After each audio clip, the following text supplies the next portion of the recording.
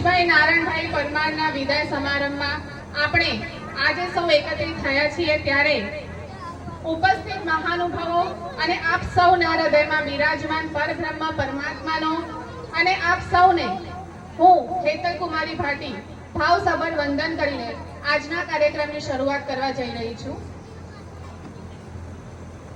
આજના કાર્યક્રમમાં ઉપસ્થિત વાસદ બીટના બીટ નિરીક્ષક શ્રી સુભાષભાઈ પટેલ સાહેબ, સીઆરસી કોઓર્ડિનેટર શ્રી રાકેશભાઈ બારોટ સાહેબ, અડાસ પીઆઈ સેન્ટરના આચાર્યબેન શ્રી જુલેખાબેન, અત્રેની શાળાના આચાર્યબેન શ્રી નીતુબા જાડેજા, અન્ય શાળામાંથી પધારેલ સર્વ આચાર્યશ્રીઓ, શિક્ષકો,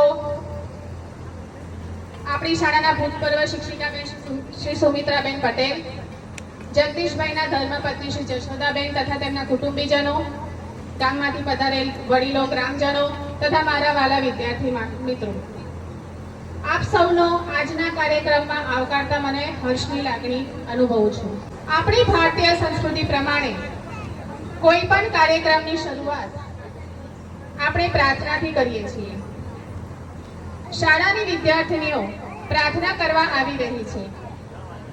આપણે સૌ આપણા અંતરના દરવાજા ખોલીને પરમાત્મામાં લીન થઈને પ્રભુ વંદનની પ્રાર્થના નિહાળીશું। ધન્ય ધન્ય એ દીપને દિવ્ય જીવનમાં વાસ, મંચસ્થ મહાનુભાવોના શુભ હસ્તે આપણે દીપ પ્રાગટ્ય કરીશું।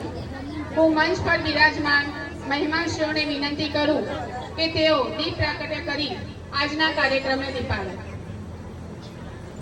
છે લાગણી એટલે જ કહેવાનું મન થાય છે, તેડાવ્યા છે હેતથી અમારા પ્રસંગને શોભાવજો।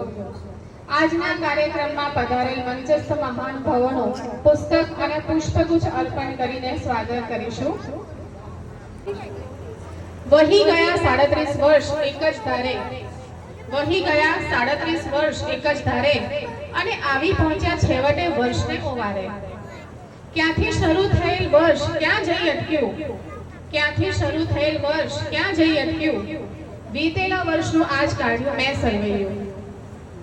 શિક્ષણ બાળકો ચોક અને ડસ્ટર સંઘ, શિક્ષણ બાળકો ચોક અને ડસ્ટર સંઘ પસાર કર્યા મેં જીવનના અમૂલ્ય ક્ષણ। બાળકોના હૃદયમાં ઊંડી છાપ, ક્યારેક જીતી બુદ્ધિ તો ક્યારેક જીત્યું હૈયું, વીતેલા વર્ષનું આજ કાઢ્યું મેં સર્વૈયું। અત્રેની તેનાપુરા પ્રાથમિક શાળામાં 6 વર્ષ સુધી ફરજ બજાવતા એવા કર્મનિષ્ઠ શિક્ષક શ્રી જગદીશભાઈને શાળા પરિવાર તરફથી સન્માનપત્ર અર્પણ કરવામાં આવી રહ્યું છે। હું શાળાના આચાર્યબેન શ્રી નીતુબા, સુભાષભાઈ પટેલ સાહેબ, રાકેશભાઈ સાહેબ, જુલેખાબેનને વિનંતી કરું કે તેમના વરદ હસ્તે જગદીશભાઈને હાર પહેરાવી શાલ ઓઢાડીને સન્માનપત્ર અર્પણ કરે।